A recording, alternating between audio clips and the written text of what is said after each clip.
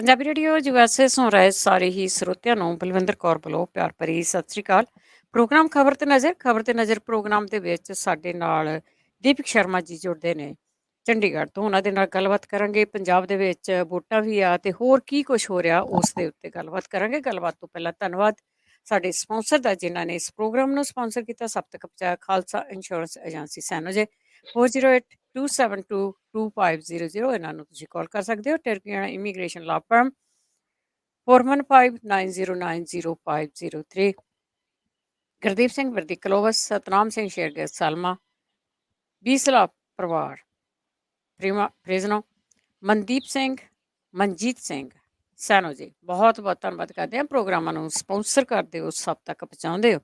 ਆਪ ਸਭ ਦਾ ਬਹੁਤ ਬਹੁਤ ਧੰਨਵਾਦ। ਸਾਡੇ ਨਾਲ ਜੁੜ ਚੁੱਕੇ ਨੇ ਦੀਪਕ ਸ਼ਰਮਾ ਜੀ। ਸਤਿ ਸ਼੍ਰੀ ਅਕਾਲ, ਸਵਾਗਤ ਹੈ ਜੀ। ਸਤਿ ਸ਼੍ਰੀ ਅਕਾਲ ਭੈਣ ਜੀ। ਸਾਰੇ ਦਰਸ਼ਕਾਂ ਨੂੰ, ਸਰੋਤਿਆਂ ਨੂੰ ਮੇਰੀ ਪਿਆਰ ਭਰੀ ਸਤਿ ਸ਼੍ਰੀ ਅਕਾਲ। ਸਤਿ ਸ਼੍ਰੀ ਅਕਾਲ ਜੀ। ਤਾਂ ਪਹਿਲਾਂ ਆਪਾਂ ਅੱਜ ਰੁੱਖ ਪਾਕਿਸਤਾਨ ਦਾ ਕਰ ਲੈਂਦੇ ਆ। ਗੁਆਂਢੀ ਮੁਲਕ ਹੈਗਾ ਆ, ਉੱਥੇ ਇਮਰਾਨ ਖਾਨ ਨੂੰ ਤੇ ਗ੍ਰਿਫਤਾਰ ਕਰ ਲਿਆ ਗਿਆ ਆ ਤੇ ਉੱਥੇ ਬਹੁਤਾ ਕੁਝ ਹੋ ਵੀ ਰਿਹਾ ਆ। ਹੁਣ ਫੌਜ ਨੇ ਗ੍ਰਿਫਤਾਰ ਕੀਤਾ ਆ, ਅੱਗਾਂ ਲੱਗ ਗਈਆਂ, ਬੜਾ ਕੁਝ ਹੋ ਰਿਹਾ ਉੱਥੇ। ਬਿਲਕੁਲ, ਦੇਖੋ ਜੋ ਇਮਰਾਨ ਖਾਨ ਦੀ ਗ੍ਰਿਫਤਾਰੀ ਦਾ ਘਟਨਾਕ੍ਰਮ ਹੈ, ਜੇਕਰ ਪਾਕਿਸਤਾਨ ਦੇ ਹਵਾਲੇ ਨਾਲ ਦੇਖਿਆ ਜਾਵੇ, ਕੋਈ ਨਵਾਂ ਵਰਤਾਰਾ ਨਹੀਂ ਹੈ। ਉੱਥੇ ਇਹੋ ਜਿਹੀ ਲੰਮੀ ਲਿਸਟ ਹੈ ਜੋ ਕੁਛ ਫੌਜ ਵੱਲੋਂ ਆਪਣੇ ਆਪਣੇ ਹਾਕਮਾਂ ਨਾਲ ਹੀ ਕੀਤਾ ਜਾਂਦਾ ਰਿਹਾ, ਜਾਂ ਹਾਕਮਾਂ ਨੇ ਜਿਵੇਂ ਪਾਕਿਸਤਾਨ ਨੂੰ ਲੁੱਟਿਆ ਤੇ ਉਸ ਤੋਂ ਬਾਅਦ ਆਪਸ ਵਿੱਚ ਟਕਰਾਅ ਫੌਜ ਦਾ, ਤੇ ਇੱਧਰ ਉੱਥੇ ਦੀ ਜਨਤਾ ਨੂੰ ਇਹ ਲੱਗਦਾ ਰਿਹਾ ਕਿ ਫੌਜ ਵੀ ਸਾਨੂੰ ਉਵੇਂ ਹੀ ਲੁੱਟਦੀ ਆ। ਸੋ ਇਸ ਲਈ ਉੱਥੇ ਜੋ ਕੁਛ ਇਹ ਗ੍ਰਿਫਤਾਰੀ ਵਾਲਾ ਐਪੀਸੋਡ ਵਾਪਰਿਆ ਕੁਝ ਨਵਾਂ ਨੀਗਾ। ਪਰ ਪਿਛਲੇ ਕਿੰਨੇ ਦਿਨਾਂ ਤੋਂ ਇਮਰਾਨ ਖਾਨ ਨੇ ਸਿੱਧਾ ਫੌਜ ਦੇ ਖਿਲਾਫ ਮੋਰਚਾ ਖੋਲ੍ਹਿਆ ਹੋਇਆ ਸੀ। ਉਹ ਰੈਲੀ ਦੇ ਵਿੱਚ ਵੀ ਬੋਲਦੇ ਸੀ, ਉਹ ਅਦਾਲਤ ਜਾਣ ਲੱਗੇ ਵੀ ਮੀਡੀਆ ਸਾਹਮਣੇ ਵੀ ਬੋਲਦੇ ਸੀ। ਜਿਸ ਹਵਾਲੇ ਨਾਲ ਉਹਨਾਂ ਨੇ ਫੌਜ ਦੇ ਖਿਲਾਫ ਮੋਰਚਾ ਖੋਲ੍ਹਿਆ ਸੀ, ਇਹ ਤਾਂ ਹੀ ਲੱਗ ਰਿਹਾ ਸੀ। ਕੱਲ ਵੀ ਜਦੋਂ ਅੰਦਰ ਸੁਣਵਾਈ ਚੱਲ ਰਹੀ ਸੀ ਇਸਲਾਮਾਬਾਦ ਹਾਈ ਕੋਰਟ ਦੇ ਵਿੱਚ ਅੰਦਰ, ਤਦ ਵੀ ਮਤਲਬ ਕਿ ਉਹਨਾਂ ਨੂੰ ਅੰਦਰ ਬੈਠਿਆਂ ਨੂੰ ਅੰਦਾਜ਼ਾ ਹੋ ਗਿਆ ਸੀ ਇਮਰਾਨ ਖਾਨ ਨੂੰ ਕਿ ਅੱਜ ਮੈਨੂੰ ਬਾਅਦ ਗ੍ਰਿਫਤਾਰ ਕਰ ਲੈਣਾ।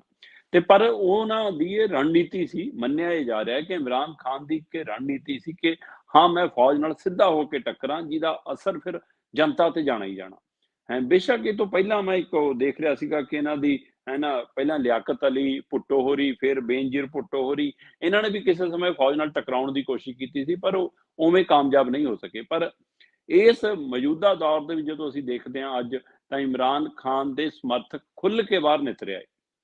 ਤੇ ਜਦੋਂ ਉਹਨਾਂ ਨੇ ਮਤਲਬ ਫੌਜ ਨੂੰ ਘੇਰਿਆ, ਫੌਜ ਦੇ ਥਾਵਾਂ ਨੂੰ ਘੇਰਿਆ, ਸਰਕਾਰੀ ਅਦਾਰਿਆਂ ਨੂੰ ਘੇਰਿਆ, ਅੱਗਾਂ ਲਾਈਆਂ, ਬੱਸਾਂ ਭੰਨੀਆਂ, ਗੱਡੀਆਂ ਭੰਨੀਆਂ, ਉਹਨਾਂ ਦੀਆਂ ਪਥਰਾਅ ਕੀਤਾ, ਇੱਥੋਂ ਤੱਕ ਕਿ ਬੀਬੀਆਂ ਵੀ ਇਮਰਾਨ ਖਾਨ ਦੇ ਸਮਰਥਨ ਦੇ ਵਿੱਚ ਨਿੱਤਰ ਆਈਆਂ, ਤਾਂ ਇਹਦੇ ਲਈ ਫੌਜ ਤਿਆਰ ਨਹੀਂ ਸੀ। ਪਾਕਿਸਤਾਨ ਫੌਜ ਬਿਲਕੁਲ ਵੀ ਅਜਿਹੀ ਹਰਕਤ ਲਈ ਤਿਆਰ ਨਹੀਂ ਸੀ। ਉਹਨਾਂ ਨੂੰ ਇਹ ਨਹੀਂ ਪਤਾ ਸੀ ਕਿ ਸਾਡੀ ਜਨਤਾ ਸਾਡੇ ਖਿਲਾਫ ਏਦਾਂ ਵੀ ਕਰ ਸਕਦੀ ਆ। ਇਹ ਸੋ ਕਰਨੀ ਭਰਨੀ ਆਪਣੀ ਬਰਾਬਰ ਹੈ। ਸੋ ਇਸ ਲਈ ਉੱਥੇ ਮੈਂ ਦੇਖ ਰਿਹਾ ਸੀਗਾ ਕਿ ਕੋਰਟ ਦੇ ਵਿੱਚੋਂ ਇਮਰਾਨ ਖਾਨ ਨੂੰ ਘੜੀਸ ਕੇ ਲੈ ਕੇ ਗਏ। ਇਹ ਸਾਰਾ ਕੁਝ ਉਸ ਸਮੇਂ ਵਾਪਰਿਆ ਜਦੋਂ ਪ੍ਰਧਾਨ ਮੰਤਰੀ ਉੱਥੇ ਦਾ ਪਾਕਿਸਤਾਨ ਦਾ ਹੈ ਹੀ ਨਹੀਂਗਾ। ਉੱਥੇ ਸ਼ਰੀਫ ਲੰਦਨ 'ਚ ਬੈਠਾ ਹੈ ਤੇ ਉਧਰ ਜਿਹੜਾ ਫੌਜ ਦਾ ਮੁਖੀ ਆ ਉਹਨਾਂ ਦਾ ਉਹ ਓਮਾਨ 'ਚ ਬੈਠਾ ਹੈ, ਤੇ ਹੁਣ ਕਹਿੰਦੇ ਅੱਜ ਪਹੁੰਚ ਜਾਊਗਾ ਜੀ, ਅੱਜ ਮੀਟਿੰਗ ਲਊਗਾ ਜੀ, ਜਾਂ ਉੱਥੋਂ ਮੀਟਿੰਗ ਲਊਗਾ ਜੀ। ਸੁਣੇ ਸਾਰਾ ਮਤਲਬ, ਪਰ ਪਾਕਿਸਤਾਨ ਸਮੁੱਚਾ, ਜਾਂ ਇਹ ਕਹਿ ਲਈਏ ਇਮਰਾਨ ਖਾਨ ਦੇ ਸਮਰਥਕ ਸਿੱਧੇ ਟੁੱਟ ਕੇ ਪੈ ਗਏ ਮਤਲਬ ਫੌਜ ਦੇ ਉੱਤੇ। ਤੇ ਇਹਦੇ ਵਿੱਚ ਮੈਂ ਦੇਖ ਰਿਹਾ ਸੀਗਾ ਕਿ ਬਕਾਇਦਾ ਉਹਨਾਂ ਨੇ ਚਾਹੇ ਉਹਨਾਂ ਦੇ ਹੈੱਡਕੁਆਟਰ ਨੇ ਵੱਖ-ਵੱਖ, ਜਿਵੇਂ ਕਰਾਚੀ ਦੇ ਵਿੱਚ ਪੈਰਾਮਿਲਟਰੀ ਚੈੱਕ ਪੋਸਟ ਆ ਜਿਹੜਾ, ਉਹਦੇ ਸਾਰੀ ਇਮਾਰਤ ਨੂੰ, ਸਾਰੇ ਕਾਸੇ ਨੂੰ ਅੱਗ ਲਾਤੀ। ਇਸੇ ਤਰ੍ਹਾਂ ਮੈਂ ਪੇਸ਼ਾਵਰ 'ਚ ਰੇਡੀਓ ਸਟੇਸ਼ਨ ਦੇਖ ਰਿਹਾ ਕਿ ਉਹਦੇ ਨੂੰ ਇਮਰਾਨ ਖਾਨ ਦੇ ਸਮਰਥਕਾਂ ਨੇ ਅੱਗ ਲਾਤੀ। ਇਸੇ ਤਰ੍ਹਾਂ ਖੈਬਰ ਅਤੇ ਉੱਤੇ ਵਿਧਾਨ ਸਭਾ ਦੇ ਗੇਟਾਂ ਨੂੰ, ਉਹਨਾਂ ਨੂੰ ਅੱਗ ਦੇ ਹਵਾਲੇ ਕਰ ਦਿੱਤਾ, ਸਾੜ ਦਿੱਤਾ। ਸੋ ਇਹ ਕਾਫੀ ਕੁਛ, ਤੇ ਇਹਦੇ ਦੌਰਾਨ ਹੀ ਪਾਕਿਸਤਾਨ ਦੇ ਵਿੱਚ ਬਕਾਇਦਾ ਤੌਰ ਤੇ ਸੋਸ਼ਲ ਮੀਡੀਆ ਬੈਨ ਕਰ ਦਿੱਤਾ ਗਿਆ, ਇੰਟਰਨੈਟ ਕਈ ਥਾਵਾਂ ਤੇ ਬੰਦ ਹੈ ਨਾ, ਇਹ ਮੋਬਾਈਲ ਸੇਵਾ ਕਈ ਥਾਵਾਂ ਤੇ ਠੱਪ ਕਰ ਦਿੱਤੀ ਗਈ ਹੈ। ਸੋ ਇਹ ਸਭ ਦੇ ਬਾਵਜੂਦ ਵੀ ਉੱਥੇ ਮਤਲਬ ਕਿ ਵੱਡੀ ਗਿਣਤੀ ਦੇ ਵਿੱਚ ਲੋਕ ਇਕੱਠੇ ਹੁੰਦੇ ਨੇ। ਦਰਜਨਾਂ ਤੋਂ ਵੱਧ ਸ਼ਹਿਰ ਮਤਲਬ ਕਿ ਇੱਕ ਤਰ੍ਹਾਂ ਨਾਲ ਜਿਵੇਂ ਜਨਤਾ ਨੇ ਆਪਣੇ ਕਬਜ਼ੇ 'ਚ ਲੈ ਲਏ ਨੇ, ਤੇ ਪਾਕਿਸਤਾਨ 'ਚ ਪੂਰੀ ਤਰ੍ਹਾਂ ਅਫਰਾ ਤਫਰੀ ਦਾ ਮਾਹੌਲ ਹੈ। ਅੱਗ ਜਾਣੀ ਪੂਰੀ ਤਰ੍ਹਾਂ ਹੋ ਰਹੀ ਹੈ ਤੇ ਲੋਕ ਬਾਗੀ ਹੋ ਕੇ ਫੌਜ ਦੇ ਖਿਲਾਫ ਨਿੱਤ ਰਹੇ ਨੇ। ਤੇ ਮੈਨੂੰ ਲੱਗਦਾ ਇਹ ਇਤਿਹਾਸ 'ਚ, ਪਾਕਿਸਤਾਨ ਦੇ ਇਤਿਹਾਸ 'ਚ 1947 ਤੋਂ ਲੈ ਕੇ ਹੁਣ ਤੱਕ ਪਹਿਲੀ ਵਾਰ ਆ। ਠੀਕ ਹੈ, ਅਗਲੇ ਕਹਿੰਦੇ ਸਾਡੇ ਤੇ ਜ਼ੁਲਮ ਕਰੀ ਜਾਂਦੇ ਹੋ, ਜੀ ਜਦੋਂ ਗਵਾਂਢੀ ਮੁਲਕ ਨਾਲ ਜੰਗ ਲੱਗਦੀ ਹੈ ਉੱਥੇ ਤੁਸੀਂ ਛਿੱਤਰ ਖਾ ਕੇ ਆਉਂਦੇ ਹੋ। ਸੋ ਇਸ ਲਈ ਉਹ ਕਹਿੰਦੇ ਤੁਸੀਂ ਹਾਰਦੇ ਵੀ ਤਾਂ ਰਹੇ ਹੋ, ਕਿ ਚਾਹੇ ਭਾਰਤ ਨਾਲ ਜਿੰਨੀਆਂ ਵੀ ਜੰਗਾਂ ਲੱਗੀਆਂ ਉਹ 'ਚ। ਸੋ ਇਸ ਲਈ ਮੈਨੂੰ ਲੋਕਾਂ ਦੇ ਅੰਦਰ ਉਹਨਾਂ ਖਿਲਾਫ ਭਰੋਸਾ ਵੀ ਹੈ। ਔਰ ਇੱਕ ਸਭ ਤੋਂ ਬੜਾ ਜਿਹੜਾ ਪਹਿਲੂ ਆ, ਉੱਥੇ ਜਨਤਾ ਦੇ ਮਨ ਦੇ ਵਿੱਚ ਇਹ ਗੱਲ ਘਰ ਕਰ ਗਈ ਆ ਕਿ ਚਾਹੇ ਸਾਡੇ ਸਿਆਸਤਦਾਨ ਨੇ ਤੇ ਚਾਹੇ ਸਾਡੇ ਫੌਜ ਵਾਲੇ ਨੇ, ਇਹਨਾਂ ਨੇ ਹੀ ਸਾਨੂੰ ਲੁੱਟਿਆ। ਅਸੀਂ ਲੋਕ ਗਰੀਬਾਂ ਤੇ ਅਮੀਰ ਨੇ, ਤੁਸੀਂ ਇਹ ਦੇਖੋ ਕਿ ਜਿਹੜਾ ਬਕਾਇਦਾ ਤੌਰ ਤੇ ਆਰਮੀ ਕਮਾਂਡਰ ਦਾ ਘਰ ਹੈ ਉੱਥੇ, ਹੈ ਨਾ, ਇਮਰਾਨ ਖਾਨ ਦੇ ਸਮਰਥਕਾਂ ਨੇ ਲਾਹੌਰ ਦੇ ਵਿੱਚ ਜਿਹੜਾ ਆਰਮੀ ਕਮਾਂਡਰ ਦਾ ਘਰ ਹੈ, ਜਿਹੜਾ ਕਿਸੇ ਸਮੇਂ ਮੁਹੰਮਦ ਅਲੀ ਜਿਨ੍ਹਾਂ ਦਾ ਟਿਕਾਣਾ ਰਿਹਾ, ਉਹਨੂੰ ਵੀ ਨਹੀਂ ਬਖਸ਼ਿਆ।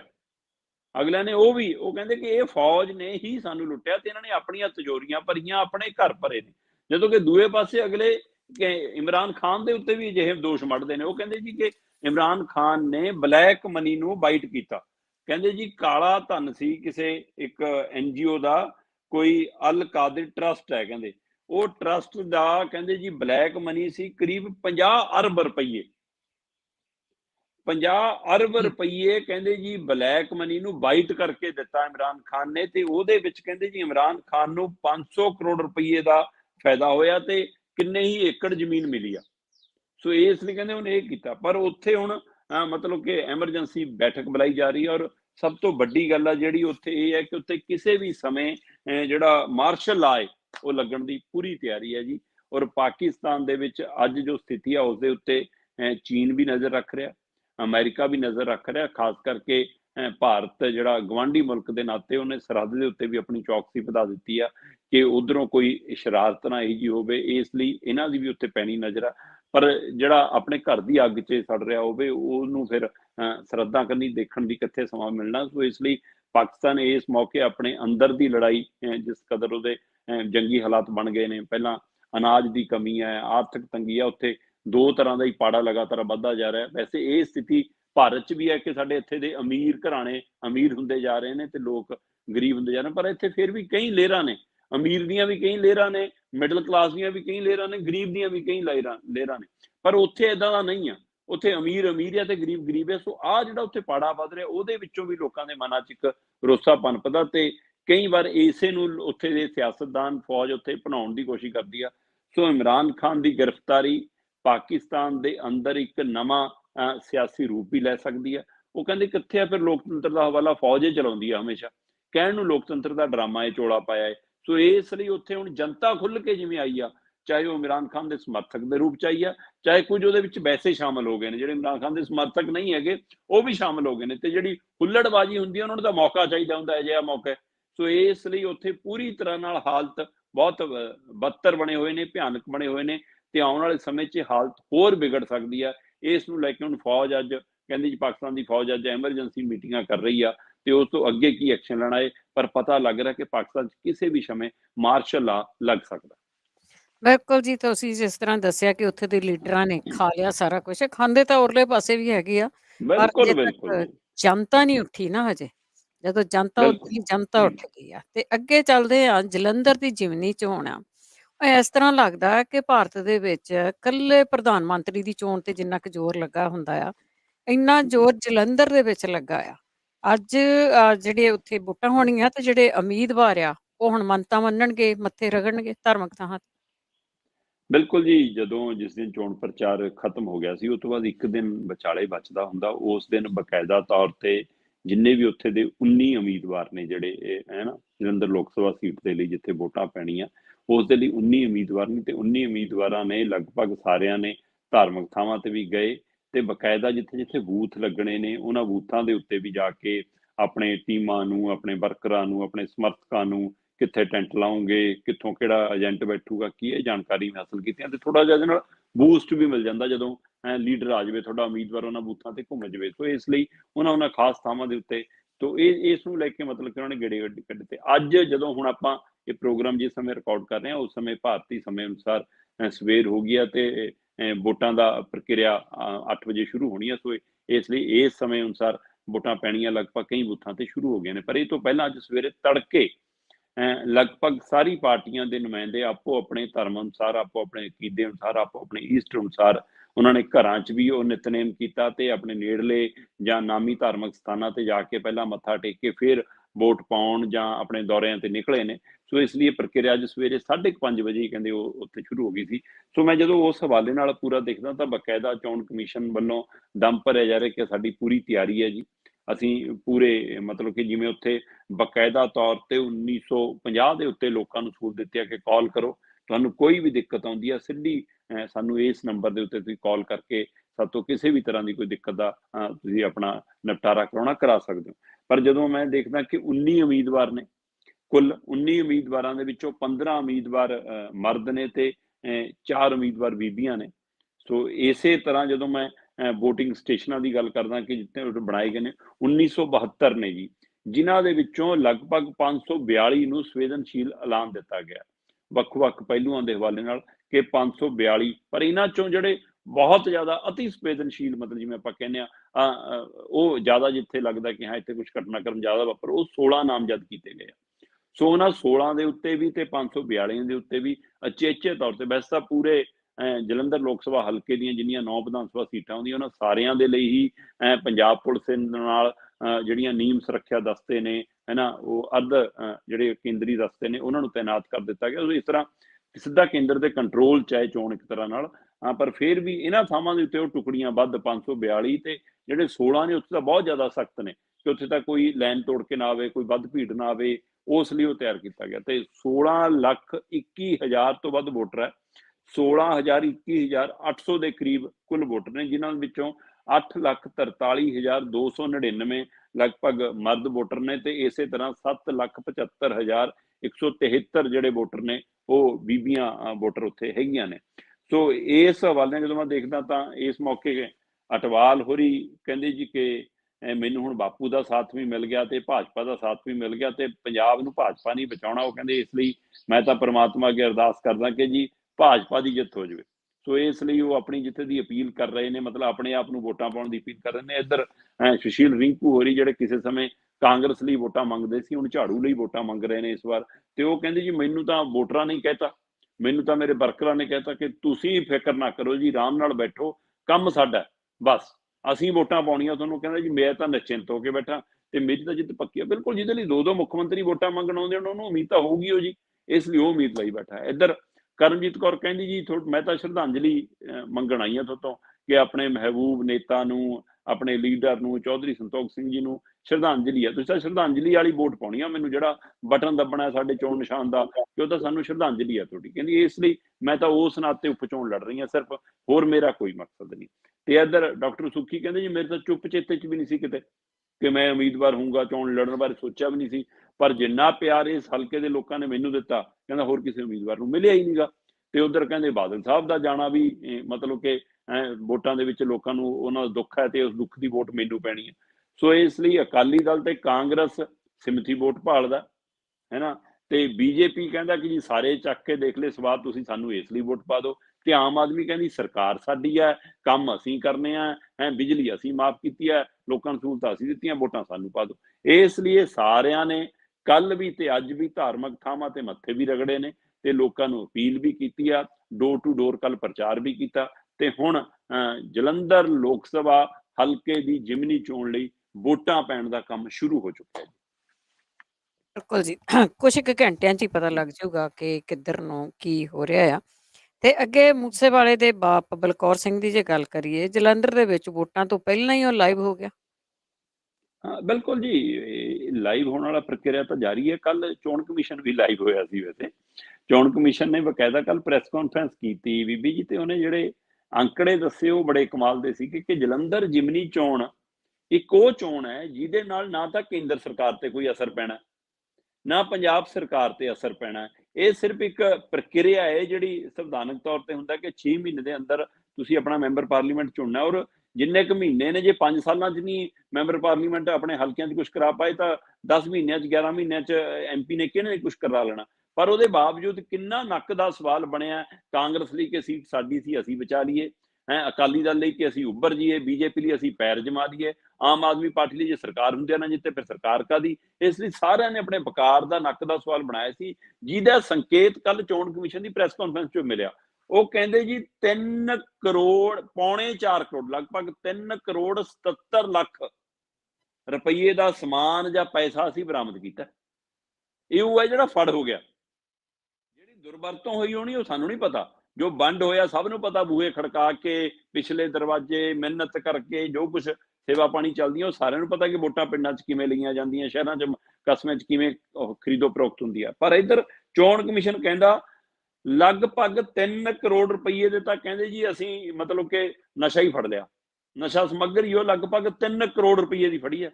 2 ਕਰੋੜ 90 ਲੱਖ ਰੁਪਈਏ ਦੀ ਅਸੀਂ ਕਹਿੰਦੇ ਜੀ ਇੱਥੋਂ ਮਤਲਬ ਕਿ ਲਗਭਗ ਨਸ਼ੇ ਵਾਲੀਆਂ ਗੋਲੀਆਂ, ਕੈਪਸੂਲ, ਚਿੱਟਾ, ਕਾਲਾ ਸਾਰਾ ਕੁਝ ਫੜਿਆ, ਦਾਰੂ ਦੀਆਂ ਪੇਟੀਆਂ, ਜੇ ਤੇ ਉਧਰ ਕਹਿੰਦੇ 34 ਲੱਖ ਰੁਪਈਆ ਅਸੀਂ ਨਗਦ ਫੜਿਆ।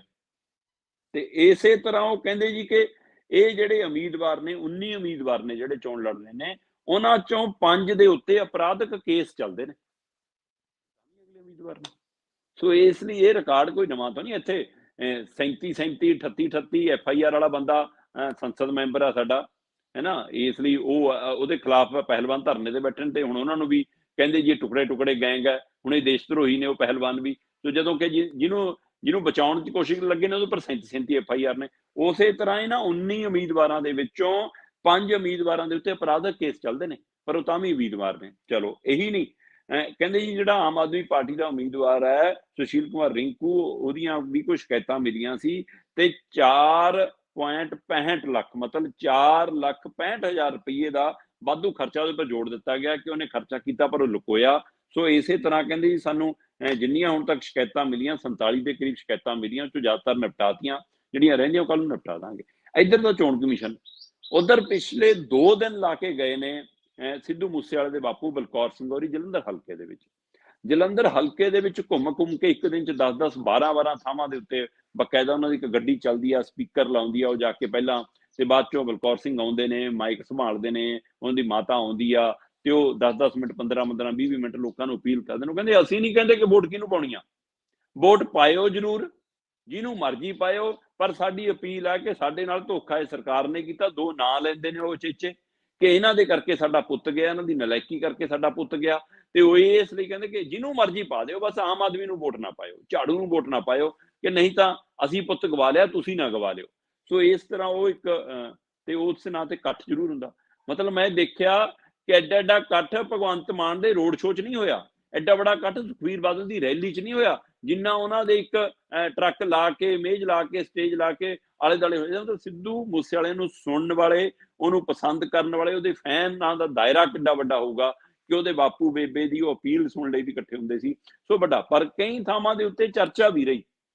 3-4 ਥਾਵਾਂ ਦੇ ਉੱਤੇ ਤਾਂ ਇਹ ਸਟੇਜ ਐਨ ਕਾਂਗਰਸ ਦੇ ਦਫ਼ਤਰਾਂ ਦੇ ਨੇੜੇ ਲੱਗਦੀ ਰਹੀ, ਤੇ ਕਈਆਂ ਨੇ ਸਵਾਲ ਕੀਤਾ ਕਿ ਕਿਤੇ ਕਾਂਗਰਸ ਨੂੰ ਲਾਹਾ ਦੇਣ ਦਾ ਲਈ ਤਾਂ ਨਹੀਂ, ਕਿਤੇ ਕਾਂਗਰਸ ਨੂੰ ਫਾਇਦਾ ਤਾਂ ਨਹੀਂ ਪਹੁੰਚਾਇਆ ਜਾ ਰਿਹਾ। ਪਰ ਸਿੱਧੂ ਮੂਸੇਵਾਲੇ ਦੇ ਬਾਪੂ ਕਹਿੰਦਾ ਨਾ ਮੈਂ ਕਿਸੇ ਪਾਰਟੀ ਨਾਲ, ਨਾ ਮੈਂ ਕਿਸੇ ਦਾ ਨਾਮ ਲਵਾਂ, ਮੈਂ ਤਾਂ ਸਿੱਧਾ ਕਹਿਣਾ ਜੀ ਬਸ ਇਹਨਾਂ ਨੂੰ ਨਾ ਪਾਇਓ, ਹੋਰ ਜਿਹਨੂੰ ਮਰਜ਼ੀ ਪਾ ਦਿਓ। ਇਹੀ ਉਹਨਾਂ ਨੇ 24 ਘੰਟੇ ਵੋਟਾਂ ਤੋਂ ਪਹਿਲਾਂ ਆਪਣੇ ਘਰੋਂ ਲਾਈਵ ਹੋ ਕੇ, ਬਕਾਇਦਾ ਤੌਰ ਤੇ ਸਿੱਧੂ ਮੂਸੇਵਾਲੇ ਦੀ ਫੋਟੋ ਲੱਗੀ ਆ, ਬਾਪੂ ਉਹਦੇ ਮੂਹਰੇ ਕੁਰਸੀ ਢਾ ਕੇ ਬੈਠਾ, ਤੇ ਬਲਕੌਰ ਸਿੰਘ ਨੇ ਉੱਥੋਂ ਲਾਈਵ ਹੋ ਕੇ ਜਲੰਧਰ ਵਾਸੀਆਂ ਨੂੰ ਕਿਹਾ ਕਿ ਮੈਂ 2 ਦਿਨ ਆਇਆ ਸੀ, ਤੁਸੀਂ ਜਿੰਨਾ ਪਿਆਰ ਮੈਨੂੰ ਦਿੱਤਾ, ਜਿੰਨਾ ਸਤਿਕਾਰ ਮੈਨੂੰ ਦਿੱਤਾ, ਜਿੰਨਾ ਸਿੱਧੂ ਮੂਸੇਵਾਲੇ ਨੂੰ ਤੁਸੀਂ ਯਾਦ ਕੀਤਾ, ਮੈਂ ਉਹਦਾ ਕਰਜ਼ਾ ਨਹੀਂ ਉਤਾਰ ਸਕਦਾ। ਬਸ ਇੱਕ ਬੇਨਤੀ ਕਰਨ ਲਈ ਅੱਜ ਸੋਸ਼ਲ ਮੀਡੀਆ ਤੇ ਕਹਿੰਦੇ ਤੁਹਾਡੇ ਸਾਹਮਣੇ ਲਾਈਵ ਹੋਇਆ ਕਿ ਯਾਦ ਰੱਖਿਓ ਬਸ।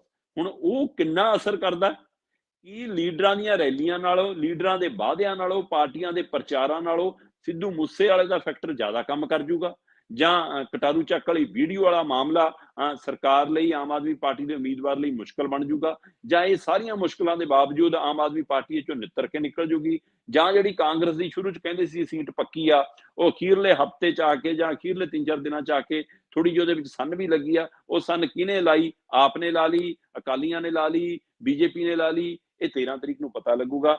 ਪਰ ਲੀਡਰ ਮੱਥੇ ਟੇਕ ਰਹੇ ਨੇ, ਚੋਣ ਪ੍ਰਚਾਰ ਵਾਲੀਆਂ ਧਿਰਾਂ ਚੋਣ ਪ੍ਰਚਾਰ ਬੂਹਾ ਖੜਕਾ ਵੀ ਕਰ ਰਹੀਆਂ ਨੇ।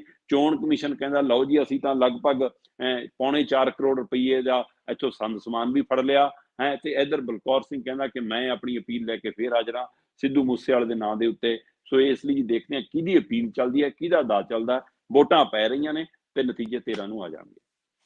ਬਿਲਕੁਲ ਜੀ, ਨਿਕਲਣਾ ਨੁਕਲਣਾ ਕੁਛ ਨਹੀਂ, ਇੱਕ ਅੱਧਾ ਬੰਦਾ ਜਿੱਤ ਜਾਊਗਾ, ਕੀ ਬਣਾਊਗਾ। ਤੇ ਅੱਗੇ ਕਾਂਗਰਸ ਦੀ ਜੇ ਗੱਲ ਕਰੀਏ, ਵੈਸੇ ਤਾਂ ਪੂਰੇ ਦੇਸ਼ ਦੇ ਵਿੱਚ ਇਹਨਾਂ ਦੇ ਟੋਟੇ ਹੋ ਗਏ ਆ, ਪਰ ਇਹ ਸਿੱਖਦੇ ਨਹੀਂ ਗੇ ਕੁਛ ਵੀ, ਕਿ ਅਸੀਂ ਹੁਣ ਜਿਹੜੀ ਸਰਕਾਰ ਆ ਉਹ ਕਾਂਗਰਸ ਫ੍ਰੀ ਆ ਭਾਰਤ ਦੇ ਵਿੱਚ, ਕਿ ਰਾਜਸਥਾਨ ਦੇ ਵਿੱਚ ਵੀ ਕਾਂਗਰਸ ਦੇ ਟੋਟੇ ਹੋਣ ਲਈ ਤਿਆਰ ਹੈ। ਬਿਲਕੁਲ ਜੀ, ਵੈਸੇ ਤਾਂ ਰਾਜਸਥਾਨ ਦੇ ਵਿੱਚ ਪਹਿਲਾਂ ਤੋਂ ਹੀ ਇਹ ਬਣਦੀ ਜਾ ਰਹੀ ਸੀ, ਜਦੋਂ ਮਤਲਬ ਕਿ ਸਚਿਨ ਪਾਇਲਟ ਹੋਰੀ ਸਮੇਂ-ਸਮੇਂ ਬਗਾਵਤ ਕਰਦੇ ਰਹੇ ਨੇ, ਬੇਸ਼ੱਕ ਉਹਨਾਂ ਨੂੰ ਉਪ ਮੁੱਖ ਮੰਤਰੀ ਲਾਇਆ ਸੀ ਤੇ ਉਹ ਸਾਰੇ ਦੇ ਬਾਵਜੂਦ ਉੱਥੇ ਉਹਨਾਂ 'ਚ ਕਦੇ ਵੀ ਅਸ਼ੋਕ ਗਹਿਲੋਤ ਤੇ ਸਚਿਨ ਪਾਇਲਟ ਦੇ ਵਿੱਚ ਆਪਸੀ ਤਾਲਮੇਲ ਕਿਤੇ ਨਜ਼ਰ ਹੀ ਨਹੀਂ ਆਉਂਦਾ ਸੀ। ਪਰ ਫਿਰ ਵੀ ਸਮੇਂ-ਸਮੇਂ ਉਹਨਾਂ ਨੂੰ ਸਮਝਾ ਕੇ ਬੁਝਾ ਕੇ ਇੱਕ ਵਾਰ ਤਾਂ ਚੱਲਿਆ ਸੀ ਕਿ ਲੈ ਵੀ ਸਚਿਨ ਪਾਇਲਟ ਵੀ ਆਪਣੇ ਬੰਦੇ ਲੈ ਕੇ ਚੱਲਿਆ ਬੀਜੇਪੀ ਕੰਨੀ ਨੂੰ, ਜਦੋਂ ਇਹਦਾ ਮਿੱਤਰ ਗਿਆ। ਸੋ ਇਸ ਲਈ ਉਸ ਸਮੇਂ ਲੱਗਦਾ ਸੀਗਾ ਕਿ ਹਾਂ ਇਹਦਾ ਵੀ ਜਾਣਾ ਤੈਅ ਆ, ਪਰ ਅੱਜ ਸਾਰਾ ਕੁਛ ਰੋਕ ਲਿਆ ਗਿਆ ਤੇ ਸਮਝਾ ਲਿਆ ਗਿਆ। ਪਰ ਹੁਣ ਇੱਕ ਵਾਰ ਫਿਰ ਮਾਮਲਾ ਉਸ ਸਮੇਂ ਚਰਚਾ 'ਚ ਆਇਆ ਜਦੋਂ ਅਸ਼ੋਕ ਗਹਿਲੋਤ ਇੱਕ ਰੈਲੀ ਕਰਦੇ ਨੇ ਧੌਲਪੁਰ ਦੇ ਵਿੱਚ। ਧੌਲਪੁਰ ਦੇ ਵਿੱਚ ਰੈਲੀ ਕਰਦਿਆਂ ਉਹ ਪਿਛਲੀ ਭਾਜਪਾ ਦੀ ਮੁੱਖ ਮੰਤਰੀ ਰਹੀ ਬੀਬੀ ਵਸੁੰਧਰਾ ਰਾਜੇ ਸਿੰਧੀਆ, ਉਹਦੀ ਜਿਵੇਂ ਤਾਰੀਫ਼ ਕਰਦੇ ਨੇ, ਉਹਦੀ ਜਿਵੇਂ ਤਾਰੀਫ਼ 'ਚ ਪੁੱਲ ਬੰਨ੍ਹਦੇ ਨੇ, ਉਹਦੀ ਜਿਵੇਂ ਸ਼ਲਾਘਾ ਕਰਦੇ ਨੇ ਤੇ ਇੱਧਰ ਆਪਣੇ ਹੀ ਕੁਝ ਐਮਐਲਏਆਂ ਨੂੰ ਚੋਰ ਦੱਸਦੇ ਨੇ। ਉਹ ਕਹਿੰਦੇ ਨੇ ਤੂੰ ਪੈਸੇ ਲੈ ਲਏ ਤੁਸੀਂ ਬੀਜੇਪੀ ਤੋਂ, ਅਮਿਤ ਸ਼ਾਹ ਤੋਂ, ਉਹ ਪੈਸੇ ਮੋੜ ਦਿਓ, ਜੇ ਉਹ 'ਚੋਂ ਕੁਛ ਖਰਚ ਲਏ ਮੈਂ ਪੂਰੇ ਕਰ ਦੂੰਗਾ।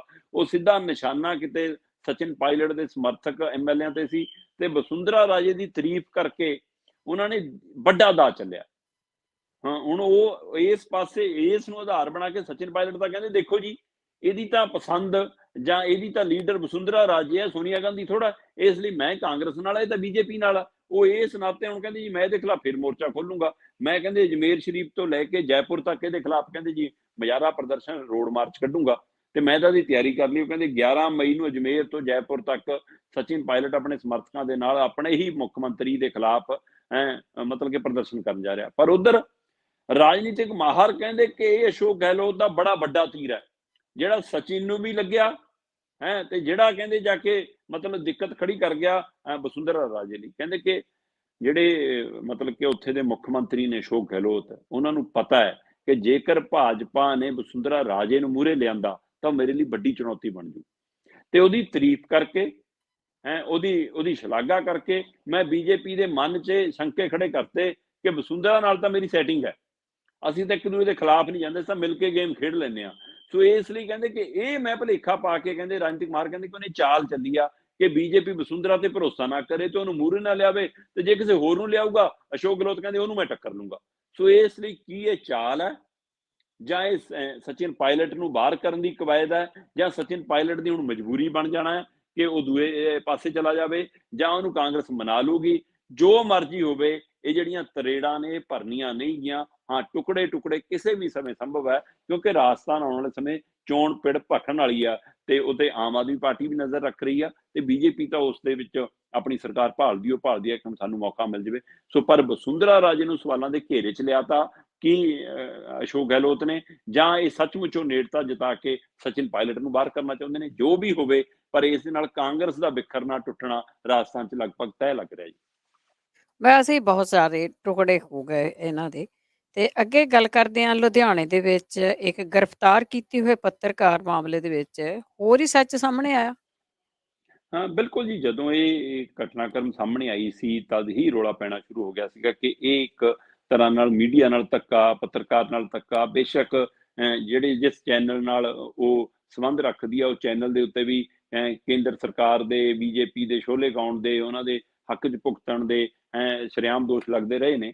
ਪਰ ਫਿਰ ਵੀ ਉਸ ਬੀਬੀ ਪੱਤਰਕਾਰ ਨਾਲ ਜੋ ਧੱਕੇਸ਼ਾਹੀ ਪੰਜਾਬ ਆ ਕੇ ਲੁਧਿਆਣਾ 'ਚ ਹੋਈ, ਉਸ ਨੂੰ ਲੈ ਕੇ ਕਈ ਮੀਡੀਆ ਸੰਸਥਾਵਾਂ ਨੇ, ਕਈ ਅਦਾਰਿਆਂ ਨੇ, ਕਈ ਪੱਤਰਕਾਰਾਂ ਦੀ ਯੂਨੀਅਨਾਂ ਨੇ ਸਵਾਲ ਖੜੇ ਕੀਤੇ, ਕਈ ਪ੍ਰੈਸ ਕਲੱਬਾਂ ਨੇ ਉਸ ਮਾਮਲੇ ਤੇ ਰੋਸਾ ਪ੍ਰਗਟਾਇਆ ਕਿ ਇਹ ਤਰੀਕਾ ਸਹੀ ਨਹੀਂ ਸੀ। ਉਹ ਕਹਿੰਦੇ ਕਿ ਮਤਲਬ ਕਿ ਸਾਫ਼ ਸਾਰਿਆਂ ਨੂੰ ਸਮਝ ਆਉਂਦਾ ਕਿ ਇਹਦੇ ਵਿੱਚ ਰਾਜਨੀਤੀ ਕੰਮ ਕਰ ਰਹੀ ਹੈ, ਕਿ ਇੰਨੀ ਤੇਜ਼ੀ ਹੁੰਦੀ ਆ।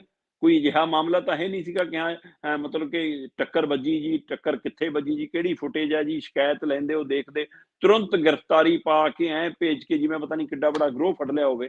ਸੋ ਉਸ ਦੇ ਉੱਤੇ ਸਾਰਿਆਂ ਨੂੰ ਸ਼ੰਕੇ ਸੋਭੇ ਸੀ ਤੇ ਉਹ ਸ਼ੰਕੇ ਸੋਭੇ ਜੁੜ ਕੇ ਜਾ ਕੇ ਫਿਰ 45 ਕਰੋੜੀ ਜਿਹੜਾ ਘਰ ਕੇਜਰੀਵਾਲ ਨੇ ਜੀ ਆਪਣਾ ਮੁਰੰਮਤ ਕਰਾਇਆ ਤੇ ਉਸ ਦੇ ਨਾਲ ਕਹਿੰਦਾ ਜੀ ਉਹ ਕਹਾਣੀ ਹੈ ਕਿ ਇਸ ਚੈਨਲ ਨੇ ਜੀ ਜਾਂ ਇਸ ਕੁੜੀ ਨੇ ਜੀ ਉਹ ਖਬਰ ਸਾਹਮਣੇ ਲਿਆਂਦੀ ਸੀ ਇਸ ਲਈ ਹੈ। ਪਰ ਹੁਣ ਇਹ ਤੋਂ ਵੀ ਅਗਲਾ ਇੱਕ ਪਹਿਲੂ ਸਾਹਮਣੇ ਆਇਆ।